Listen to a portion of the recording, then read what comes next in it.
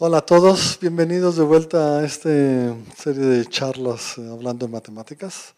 Semestre pasado lo suspendimos debido a la gran cantidad de actividades que hubo durante el semestre en la facultad y en el instituto, el Congreso Nacional, etc. Aquí estamos de vuelta. Nuestro primer conferencista es Omar Antolín. Él trabaja en el Instituto de Matemáticas de la UNAM. Hizo su licenciatura aquí en la Facultad de Ciencias también de la UNAM, su maestría en la Universidad de Toronto, su doctorado en Harvard y un postdoctorado con nuestro querido colega Alejandro Adem en la Universidad de Vancouver, bueno, British Columbia en Vancouver. Y hoy nos va a hablar sobre ese título que está ahí. Muchas gracias. Gracias, Javier. Sí, entonces el título de la plática es esta pregunta. ¿Se puede dividir un cuadrado en un número impar de triángulos de la misma área?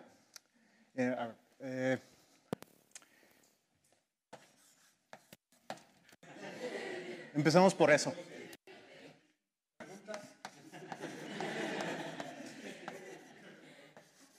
Esto es lo que se llama el teorema de Monsky.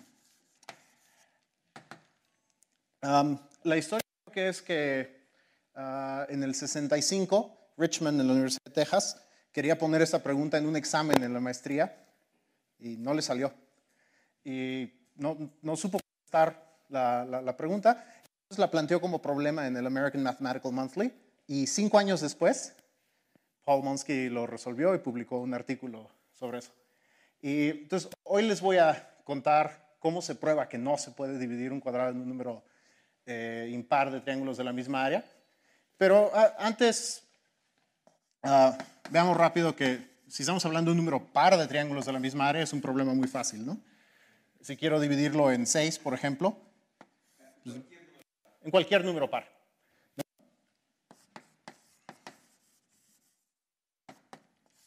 Si lo quiero dividir en 6, por ejemplo, parto entonces en 3 rectángulos iguales al cuadrado y luego cada rectángulo lo divido a la mitad, ¿no? Esto lo puedo hacer con cualquier número par.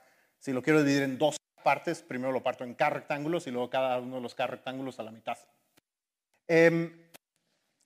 Otra cosa que no es muy difícil observar, digo, ahorita ustedes ya saben que no se puede con un número impar, pero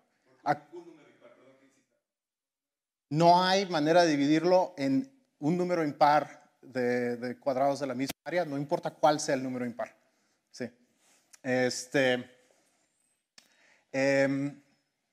Pero bueno, acuérdense de hace 5 minutos cuando todavía no sabían si la respuesta era sí o no. Podría uno preguntarse, bueno, ¿qué puedo decir acerca del conjunto de números impares, tales que sí es posible dividir el cuadrado en esa cantidad de triángulos de igual área? Digo, sabemos que ese conjunto de números impares es vacío, pero imagínense que todavía no saben que es vacío. Una cosa fácil de hacer es probar que si se puede con n, se puede con n más 2. Y eso es fácil. Simplemente agréguenle un rectángulo y dividan ese a la mitad. Si el lado del cuadrado es 1, aquí este lado lo ponen de altura 1 entre n para que, perdón, 1 entre 2n, no, ¿qué? La longitud que sea necesaria para que cada uno de estos triángulos tenga área 1 entre n. Podrían objetar que lo que dibujé aquí es un rectángulo, no un cuadrado, ¿no? Pero eso es fácil de arreglar. La transformación lineal que multiplica la coordenada x por un número y la coordenada y por otro número, pongan esto en el plano cartesiano, esta multiplica todas las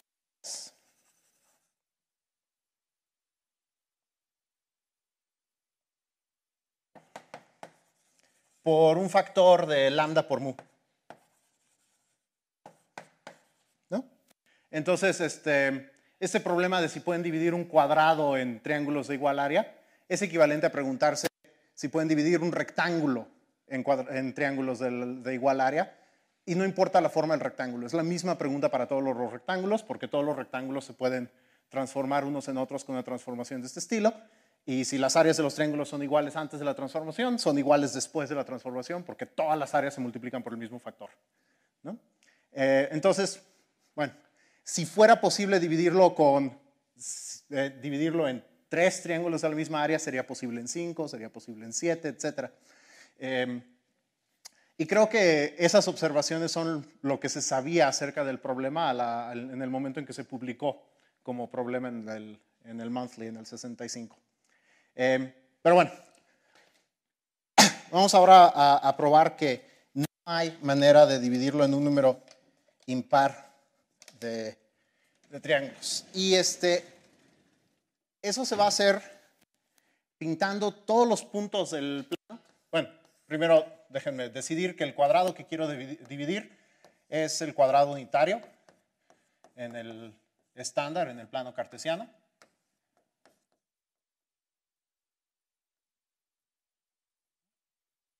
Entonces, lo que vamos a hacer primero es pintar todos los puntos del plano, en particular todos los vértices de los triángulos, con uno de 3 colores. Y les voy a explicar cómo escoger los colores. Eso tiene que ver con... La idea va a ser fijarnos en la máxima potencia de 2 que divide a las coordenadas de cada punto. Y eso tiene sentido si están hablando de coordenadas enteras. Incluso tiene sentido si están hablando de coordenadas racionales, y después les digo qué hacer cuando las coordenadas no son racionales. Pero piensen por lo pronto en los racionales. Cuando ustedes tienen una fracción, hay una potencia de 2 que pueden factorizar de la fracción para que quede una potencia de 2 con exponente entero, posiblemente negativo, por una fracción donde tanto numerador como denominador son impares, ¿no? Entonces puedo escribir A como 2 a la alfa por R, B como 2 a la beta por S, con R y S impares. Y entonces el exponente de 2 que corresponde a esta fracción es alfa menos beta, ¿no? Entonces, a eso le voy a llamar la evaluación 2ádica de la fracción. Y este es un ejemplo de lo que se llama una evaluación en un campo.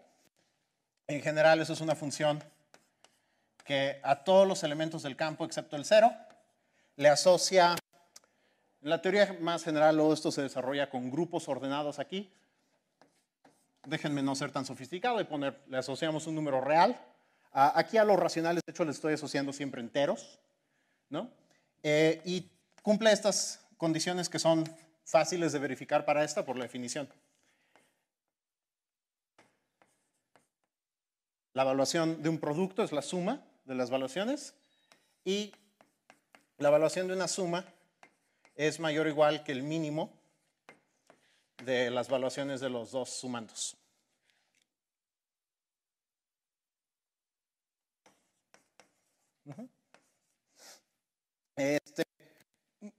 Muchas veces es útil extender esto para poder tomar la evaluación de cualquier elemento del campo. Y en ese caso, al 0, decimos que su evaluación es infinito. Que tiene sentido también si están pensando en cuántos 2 pueden factorizar. El 0 es divisible por potencias arbitrariamente grandes de 2, entonces la máxima es infinito, ¿no? Estas condiciones son fáciles de verificar para la evaluación dosádica en los racionales, ¿no? O cualquier primo pueden hacer lo mismo, pueden tomar la evaluación p-ádica de los racionales de la misma manera, y estas condiciones son fáciles de verificar. La idea de aquí, por ejemplo, ¿por qué la evaluación de esto es al menos el mínimo de estas dos? O sea, la idea es que X le puedo sacar ese número de factores 2, ¿no? Y lo que queda es una fracción donde el numerador y el denominador son impares. Donde estos son impares, análogamente Y, le puedo sacar este número de factores y queda un producto así donde todos estos son impares, ¿no? Y entonces, cuando hago X más Y, puedo factorizar el mínimo de estas dos.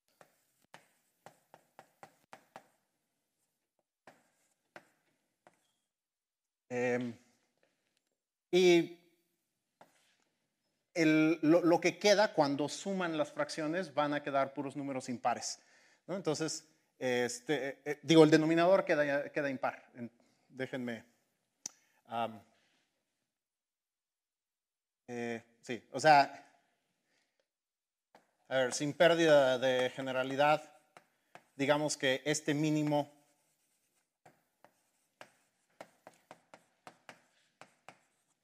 es la evaluación de X.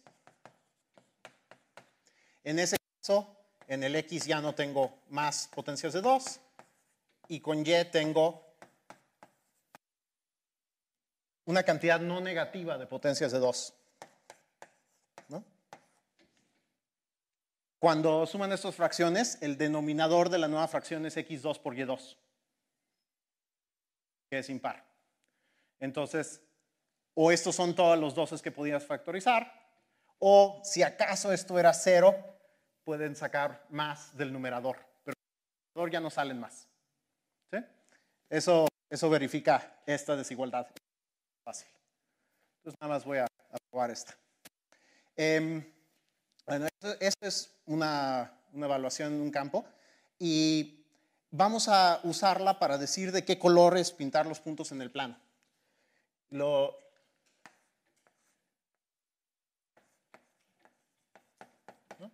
Y ahorita solo la tengo definida en los racionales, entonces de entrada solo les estoy diciendo cómo colorear los puntos de coordenadas racionales. Voy a pintar de azul los que tienen valuación positiva.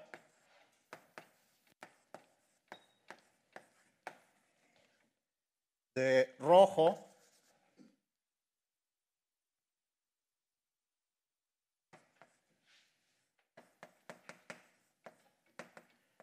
los que la evaluación de X es negativa o 0 y además es la más chica de las dos. Y de verde, entonces aquí en lo rojo estoy incluyendo este borde y este borde. Y el otro borde lo incluyo en lo verde. Entonces de verde voy a pintar los puntos donde la evaluación de Y es negativa o 0 y esa evaluación de Y es la más chica de las dos. ¿Sí? Entonces, que tenga ambas coordenadas racionales queda pintado de uno de 3 colores según esta regla. ¿Sí? Ok. Ahora, la idea es que vamos a estudiar cómo son los triángulos que tienen un vértice de cada color para llegar a una contradicción suponiendo que sí se pudiera dividir el cuadrado en un número impar de triángulos de la misma área. Pero pues para eso voy a tener que tener pintado los vértices de los triángulos sin importar si sus coordenadas son racionales o no. Entonces déjenme decir un poco acerca de eso. Resulta que podemos extender esta evaluación que inicialmente definí solo en los racionales.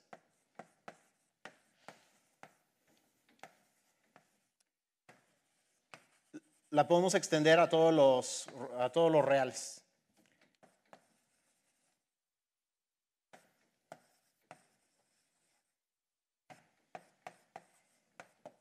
Y la podemos extender de manera que sigan cumpliendo estas dos condiciones.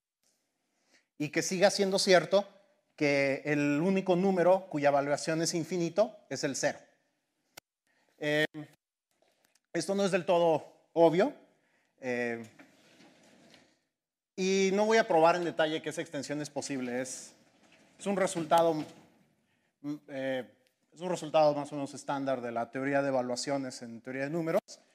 Déjenme decir un poquito acerca de cómo lo podemos hacer. Primero, no va a sonar que estoy llegando a los reales, pero de repente van a aparecer. Una evaluación, como esta que tenemos en los racionales, se puede convertir en una definición de valor absoluto. Dada esta evaluación, podemos definir el valor absoluto como E a la menos la evaluación. Y eso tiene el efecto de que la primera condición que cumplen las evaluaciones se vuelve que el valor absoluto es multiplicativo. Y pueden verificar que la segunda condición les dice una desigualdad que es más fuerte que la desigualdad del triángulo.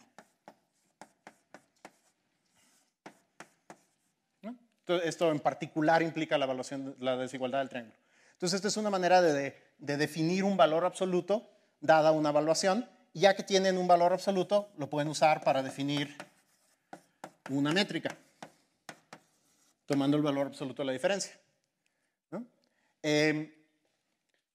Y así como pueden construir los reales a partir de los racionales completando con respecto a la métrica, pueden completar los racionales con respecto a esta métrica. Este valor absoluto usualmente se llama el valor absoluto dosádico. Y le pongo 1 como subíndice.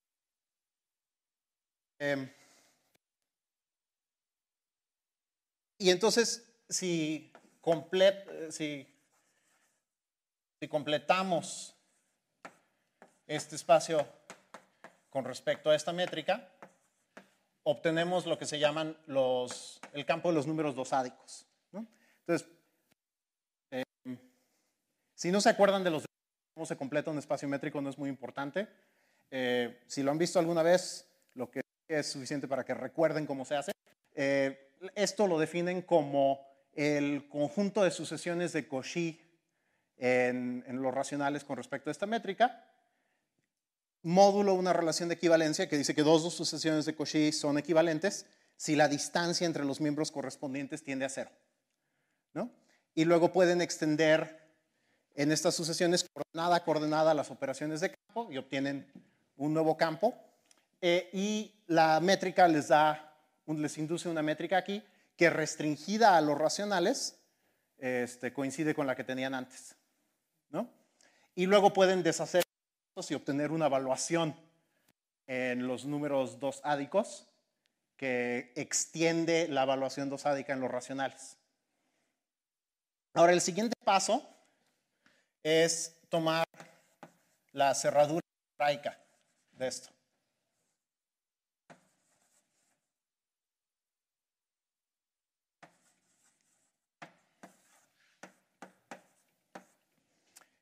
Y la evaluación se puede extender, o el valor absoluto es equivalente. El valor absoluto se puede extender de Q2 a la cerradura algebraica de Q2. Ese paso es un poco técnico y no voy a dar los detalles. La fórmula no es difícil, de hecho, lo que es un poco complicado es probar que sigue siendo un valor absoluto que cumple esta propiedad. O sea, incluso, y no porque esta sea más fuerte que la desigualdad del triángulo. La desigualdad del triángulo también es difícil de demostrar para la definición que voy a dar. Lo que pueden hacer es, si toman un elemento de la cerradura algebraica, pues entonces es algebraico sobre los números dosádicos, y eso quiere decir que satisface un polinomio que puedo tomar de grado mínimo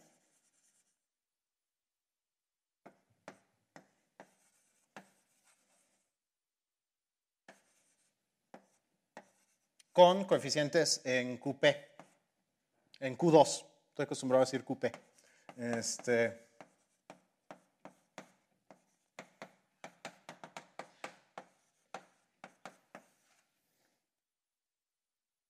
Aquí estos ahí son ciertos coeficientes que son números dosádicos.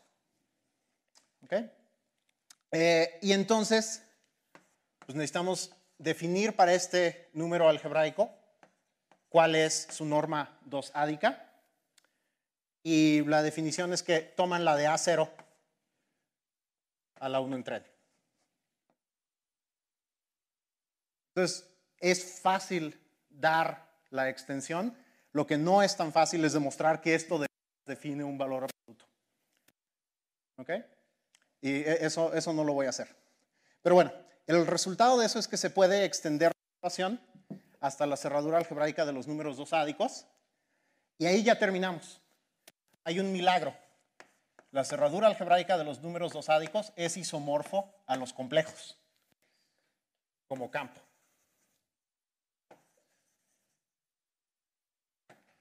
Esto es menos raro de lo que parece. Lo que hace especial a los números dosádicos es la métrica que tienen, la topología que tienen. Como estructura algebraica, los campos algebraicamente cerrados no son muy variados.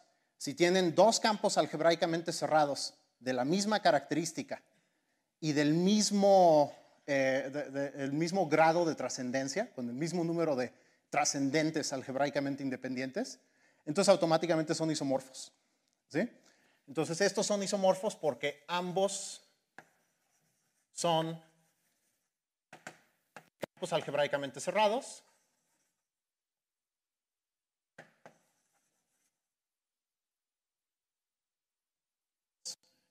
Son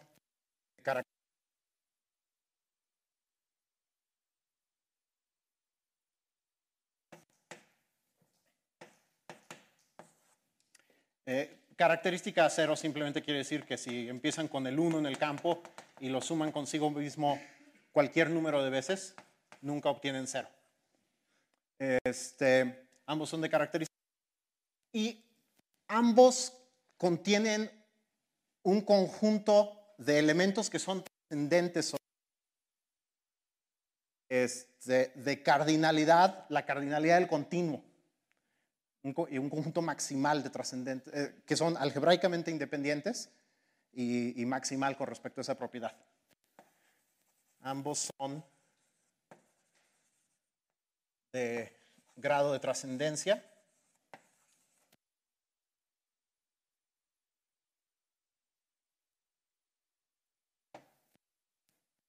Dos a la Aleph 0. ¿Ok? Entonces, eso los hace isomorfos como campos. Y entonces ya tenemos una evaluación definida en los complejos. Y ya hasta me pasé, la quería solo en los reales, ¿no? La restringen a los reales. Bueno, ok. Si toda esta álgebra para extender de los racionales a los reales no les resulta familiar, pueden ignorar todo esto y simplemente creerme que la evaluación dosádica, definida en los racionales de una manera muy simple, contando potencias de 2, se puede extender a todos los reales. Sigue cumpliendo estas dos condiciones. ¿Hay una fórmula? No hay una fórmula. Esta es una fórmula aquí. No hay fórmulas para este isomorfismo. Entonces, de este método de construcción no puedes obtener una fórmula. Yo creo que no se puede obtener de ninguna otra manera tampoco.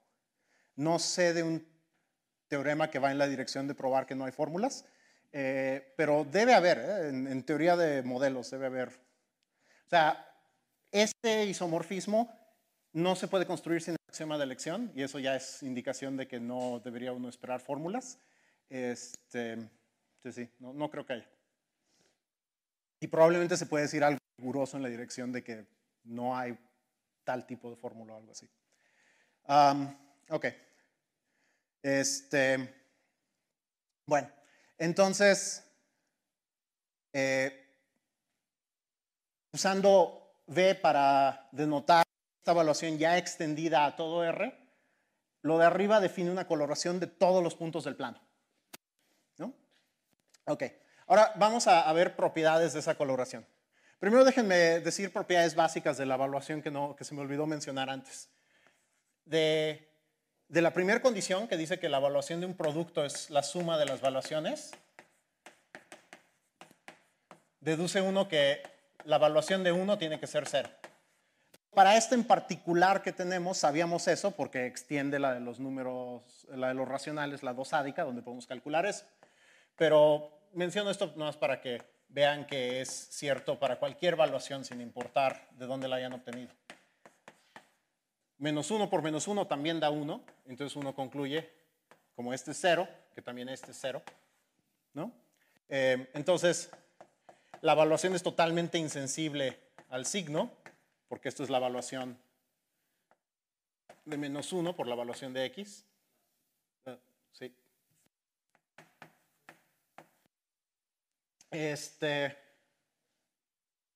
La explicación de por qué es cierto esto.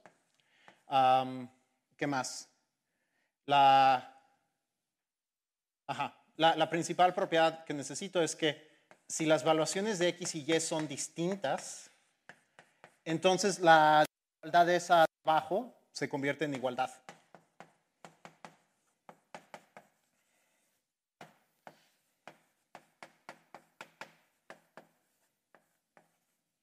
para la evaluación prosádica en los racionales, lo pueden ver directamente de esa expresión. Cuando son distintas, esa evaluación de y menos evaluación de x es un entero positivo, ahí arriba, y entonces el numerador, cuando suman las dos fracciones, es impar, porque les queda x1, y2 más algo par. Pero esto es cierto para una evaluación cualquiera. Supongan que x es el que tiene la evaluación más pequeña. Entonces, en este caso, bueno, ya saben que la evaluación de x más y es mayor o igual que el mínimo de las dos, que es b de x. Sabemos por la condición de... pero también podemos escribir x como x más y menos y. Y usando de nuevo esa condición obtienen la otra desigualdad. Entonces, cuando las evaluaciones son distintas, la evaluación de la suma es igual al mínimo de las dos. Ok. Y entonces ahora, déjenme enunciar un par de propiedades de esta exploración. Primero, es invariante bajo traslación por vectores azules. Lo que quiero decir con eso es que si tienen un punto rojo y tienen un punto azul, entonces la diferencia, esto no era tan buena idea como la diferencia es automáticamente roja. ¿Ok? Y lo mismo si trasladan un verde por un azul. Lo voy a probar nada más en este caso. Entonces, ya veo blanco el vector rojo. Digamos que tienen sus dos vectores en coordenadas así. Que este sea azul, lo que me dice es que las evaluaciones de U y B son positivas. U y B no son buenos nombres, ¿verdad? W y Z. Estas son positivas. Y lo que esto me dice es que la evaluación de X es negativa o 0 y es más pequeña que la de Y. Y lo que quisiéramos probar es que la diferencia tiene las mismas propiedades. Entonces necesitamos probar que la evaluación de X menos W es menor o igual que 0. Y necesitamos probar que la evaluación de X menos W es menor o igual que la de Y menos Z. ¿No?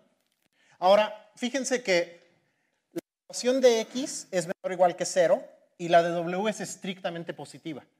Entonces, de estas dos evaluaciones son distintas y el mínimo es la evaluación de X. Entonces, por la propiedad que dijimos allá, esta evaluación de hecho es la de X. Y la de X que era menor o igual que 0. Entonces, esto sí es cierto. Y esta que queremos probar la podemos simplificar un poco porque sabemos que esto es la evaluación de X. ¿No? Es la evaluación de Y menos Z. Para evaluarla, pues es más fácil si sabemos cuál de las de Y y Z es el mínimo. Y estas desigualdades no nos dicen cuál es el mínimo. Entonces, pues hagamos los dos casos. Si el mínimo es la de Y, entonces esta evaluación de Y menos Z es mayor o igual que la evaluación de Y, que ya sabíamos que era mayor o igual que la evaluación de X, que es lo que queremos probar aquí. Entonces, en ese caso ya habríamos terminado. Y si la evaluación de Y es estrictamente mayor que la evaluación de Z, entonces esta evaluación de Y menos Z pues es igual a la evaluación de Z. Ahora sí puedo decir igual, porque son distintas. Y la evaluación de Z que es mayor que 0, y entonces sí es mayor o igual que la de X como queríamos. ¿No?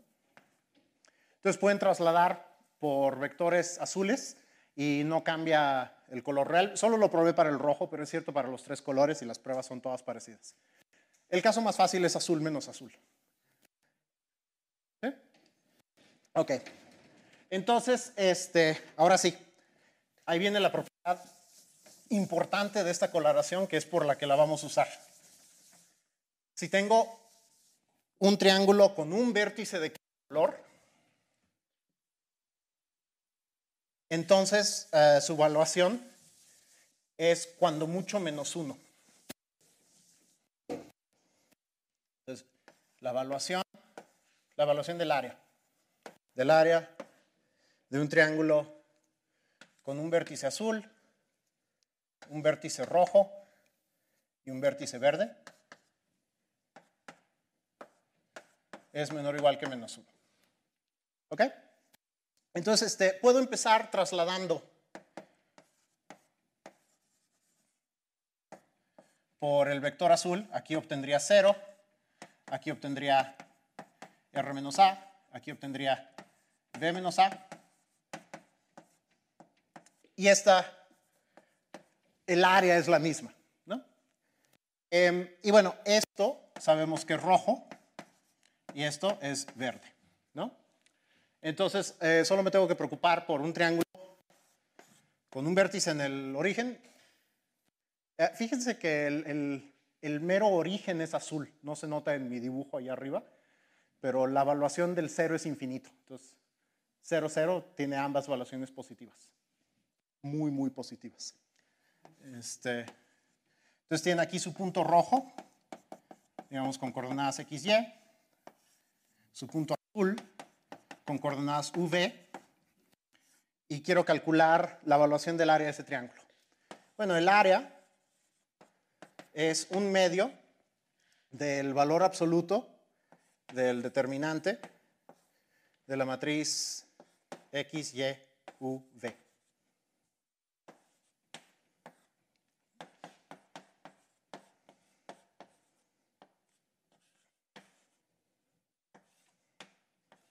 ¿Ok? Entonces, ¿qué desigualdad sé acerca de estas evaluaciones? Otra vez sucede. Bueno, como x, y es rojo, la evaluación de este es menor o igual que 0, y la de x es la más chica de las dos evaluaciones. Y para el punto azul, sé lo otro. La evaluación de b es menor o igual que 0, y la evaluación de b es estrictamente menor que la de u. ¿No? Entonces, este término, su evaluación es la suma de estos dos. Y este término, su evaluación es la de estos dos. Entonces, la de este es estrictamente menor que la de este. Y entonces la evaluación del área es igual a la evaluación de un medio, que es menos 1, más de estos dos tienen evaluaciones distintas y el mínimo es este. Evaluación de x, evaluación de b. Ambas de esas esta es igual a menos 1 y estas dos son menores o iguales que 0. ¿No? Ok, entonces fíjense una consecuencia trivial de este resultado de la evaluación. Si tengo un punto azul, uno rojo y uno verde, no pueden ser colineales. Si fueran colineales, esta fórmula del determinante y la evaluación de 0 es infinito, que no es menor que menos 1. ¿No? Entonces, esta es una coloración increíble. Cada uno de los tres colores es denso en todo el plano y de alguna manera conspiran para que si unes un punto verde con un punto rojo, toda la recta es de puntos verdes y rojos. No hay un solo azul sobre ella. ¿No? Construir una coloración con tres colores con esa propiedad, que hay infinitos puntos de cada color y que todas las rectas usan solo dos colores, planteado así es un problema bastante difícil. No es fácil que a uno se le ocurra esta coloración. Esta coloración tiene varias propiedades muy sorprendentes. Esa de que no hay tres puntos colineales de distinto color es una que vamos a usar. No quiere. Ok. Bueno, entonces volvamos al problema con el que habíamos empezado. Entonces, para llegar a una contradicción, sí se puede dividir en un número impar de triángulos de la misma área. 2. Eso no es un triángulo, ¿verdad? Tengo que dividir este en 3. Digo, ahí obviamente no son de la misma área. Pero supongan que se puede dividir en un número impar de triángulos, todos de la misma área. Por lo menos si puse un número impar, ¿verdad? Son 5. Okay, ya. Bueno, entonces, fíjense en los colores asignados a los vértices de estos triángulos. Déjenme hacer este cuadrado más grande.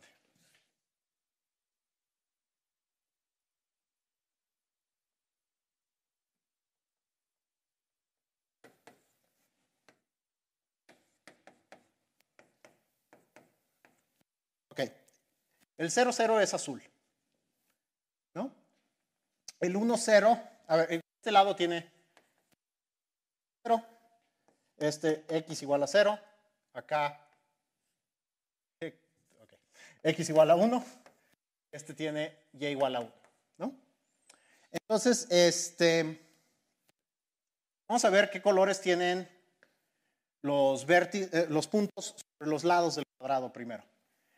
¿Cuáles son los de las esquinas? El 1, 0, la evaluación de x es igual a 0. Y la de y es infinito. Entonces este es rojo. Este es verde, porque aquí la evaluación de x es infinita y la de y es 0. Y en ambas evaluaciones son 0, que es rojo. Esos son los colores de los vértices del cuadrado, ¿no? Pero fíjense algo más. En todo este lado, x es 0, que es infinito. Entonces ahí no va a ocurrir rojo. ¿Sí? Entonces aquí no hay rojo. En todo este lado. Solo puede haber azul y verde.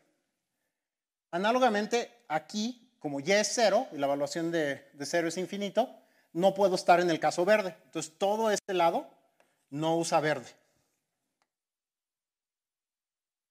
Y así pueden ir verificando los otros. Es 1, su evaluación es 0. Entonces ahí no hay azul.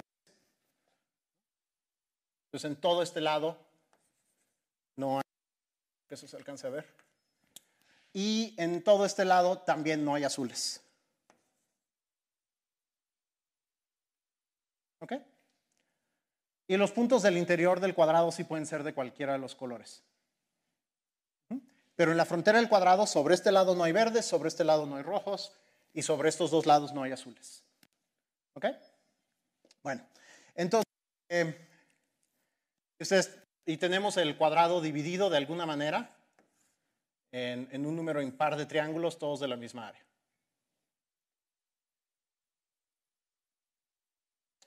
¿Ok? Bueno, entonces,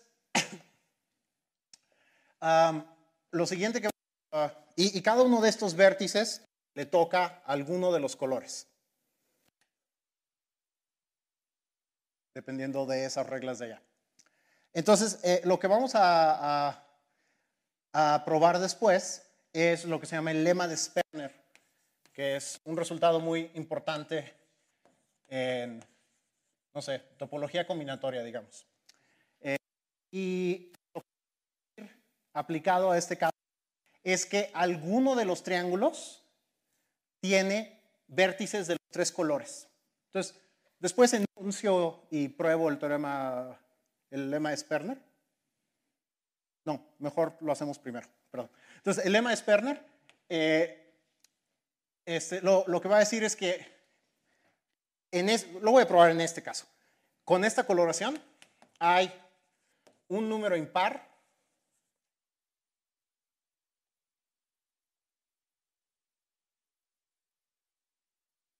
a ver, déjenme cambiar porque quiero ejemplificar algo. Hay un número impar de triángulos de la triangulación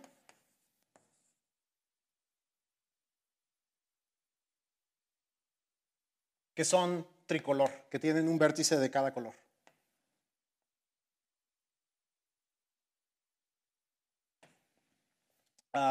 Creo que en el ejemplo que puse, de aquí es el único que es tricolor. ¿Ok? Y entonces, ¿cómo vamos a probar eso? La idea de la demostración es contar los segmentos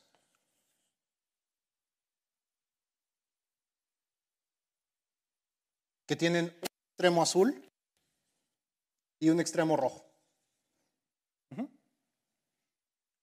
Entonces, lo que vamos a hacer es ir y poner, para contarlos después, recorran toda la triangulación y pongan una piedrita al lado de cada segmento que tiene un extremo azul y uno rojo, y pongan una piedrita de cada lado del segmento, de cada lado que todavía está dentro del cuadrado. Entonces, por ejemplo, aquí tengo un azul rojo, le pongo su piedrita. Aquí tengo un azul rojo, pongo una aquí y una acá. Una aquí y una acá. Una aquí y una acá. Y creo que esos ya son todos los azul rojos, ¿no? No, sí, aquí no dije con cuidado qué decir con segmentos. Segmentos son dos puntos que son vértices de triángulos de la triangulación y que en medio no tengan ningún otro vértice. Entonces, por ejemplo, este es un lado de un triángulo de la triangulación, pero no es un segmento porque tiene adentro este otro vértice. ¿Ok? Bueno, entonces, la idea es contar estos poniéndoles piedritas aquí, pero solo ponen piedras adentro del cuadrado. Entonces, ¿qué es lo que sucede? Todos los segmentos que estén en el interior del cuadrado tienen una piedra de cada lado. Entonces, esos contribuyen un número par de piedritas. ¿Sí? Y los segmentos que estén sobre el borde del cuadrado, esos contribuyen solo una piedrita, ¿no? Entonces, el número total de piedras tiene la misma paridad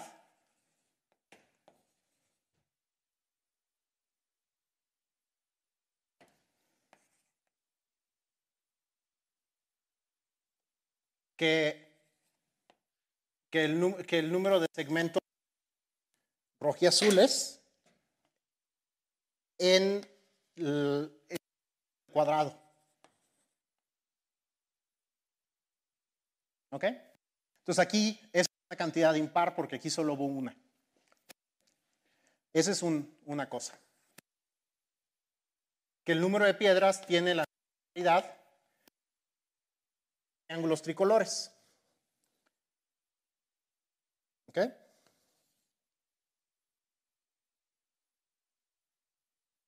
¿Eso por qué es?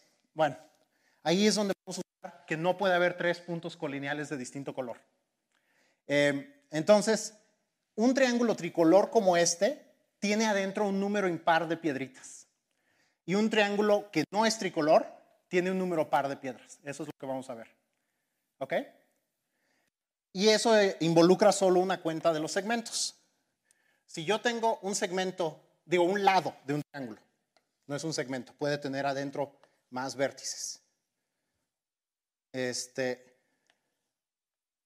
Si tengo un lado que contiene segmentos rojo-azul, entonces sobre todo el lado solo hay rojos y azules, porque no puede haber tres colineales de distinto color. Entonces todos estos son rojos y azules. Si ambos extremos son del mismo color, como en este ejemplo, empiezo en rojo y estoy contando cuántas veces cambio de rojo a azul, pero termino. Entonces tiene que haber un número par de cambios. Entonces un segmento así contribuye un número par de segmentos. Azul-rojo. Un lado que tiene rojo y azul, igual, sobre el lado solo puede haber rojos y azules. Y si estoy contando los cambios de rojo a azul o de regreso, hay un número impar. Empiezo en rojo y termino del otro lado, en azul. Entonces, estos tienen un número impar de segmentos.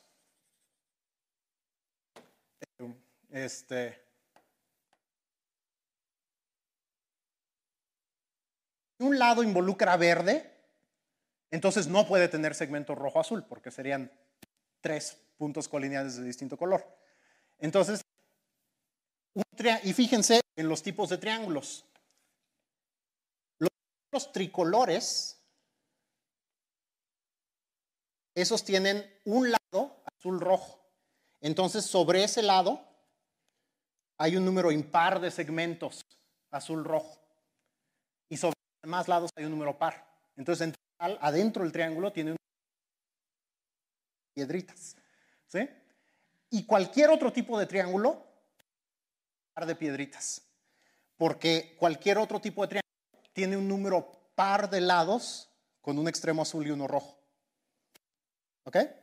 Entonces, el número de piedritas, por una parte, cuenta el número de segmentos rojo-azules en la frontera, porque todos los interiores vienen por pares. Pero por otra parte, los triángulos tricolores tienen un número impar de piedras adentro y todos los demás triángulos tienen un número par. Entonces, también cuenta la paridad del número de triángulos tricolor. Entonces, la conclusión es que el número de triángulos tricolor tiene la misma paridad que el número de segmentos rojo-azul en la frontera. Pero ¿cuántos segmentos rojo-azul hay en la frontera? Solo pueden ocurrir en este lado. Y este lado empieza en azul y termina en rojo. Entonces hay un número impar. En este ejemplo solo hay uno, pero si hubiera otros puntos en medio, podría ser cualquier otro número impar, ¿no? Entonces, ese número es impar. ¿Sí? ¿Está claro? Entonces, bueno, la propiedad más importante de los números impares es que no son cero. Entonces, como tenemos un número impar de triángulos tricolor, en particular tenemos al menos un triángulo tricolor. Okay. Y la evaluación de ese triángulo tricolor es cuando mucho menos 1 por el lema. Y ahí ya terminamos. Tenemos que la evaluación del área de ese triángulo tricolor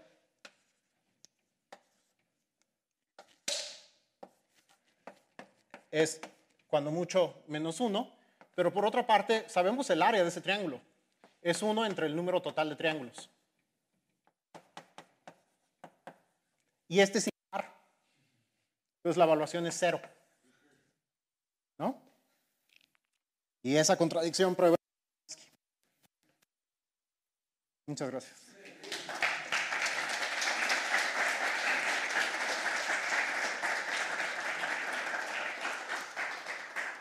Ahora viene un examen, a ver si ¿Preguntas? ¿Comentarios?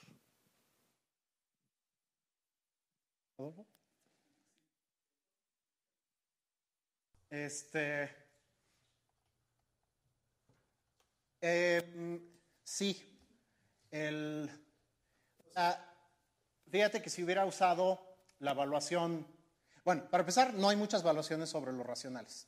El teorema de Ostrovsky dice que todos los valores absolutos sobre los racionales son o el estándar o el trivial o una de las evaluaciones p-ádicas. Entonces no hay mucho de dónde escoger. Sumando las áreas, con las puras áreas, o sea, con el valor absoluto usual no llegas a ninguna contradicción. Tienes que usar uno de los p-ádicos. Y si hubiera usado la evaluación p-ádica con p distinto de 2, en este lema no hubiera tenido desigualdad estricta con el 0. Hubiera obtenido, podría ser la misma coloración, ¿no? Y hubiera obtenido que el área es menor o igual que 0 nada más, porque la evaluación de un medio era lo que me dio el menos 1. ¿No? Y entonces aquí diría menor o igual que 0 y no sería una contradicción. Entonces, para esta prueba sí, tiene que ser 2.